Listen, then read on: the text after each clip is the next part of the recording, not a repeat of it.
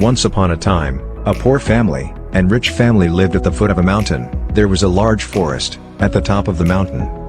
Every day, the head of the poor family went to the forest to find some wood to sell for food and clothing. In the forest, there was a rock lion. Usually, the poor man would put some barley meal and butter in the lion's mouth and say, "Please, eat this, brother lion." The days went by. One day, as the poor man was feeding the rock lion, the lion said, "Thank you, friend, you are a good man." The poor man was scared and said, "Bother lion, here you don't have anyone to feed you, so I gave you some food. I am sorry, and I don't have any good foods, because I am poor," he said. "You are an honest man. Come here tomorrow morning, before sun rises, I will give you something," lion said. The man took his firewood and returned home. Next morning, he went to the lion, as he was asked by the lion.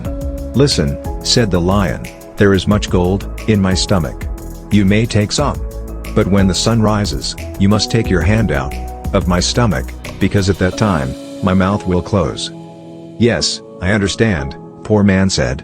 He put his hand in lion's stomach, and soon, he had filled a small bag with gold. "This is enough for me," he said, thanked the lion, and went home. The poor man was now rich. His rich neighbor was jealous at him and asked, "How did you become so rich?" The honest man told him about the rock lion.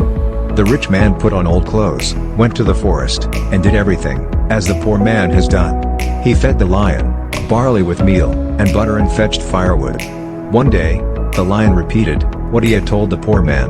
The rich man was happy and came the next day with a big bag. He took much gold from the lion's stomach. The sun rose, but the greedy man still did not have enough.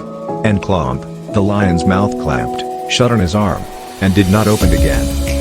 You see, in life, in your life, no matter how rich you are, how rich you become, if you are greedy, you will never have enough.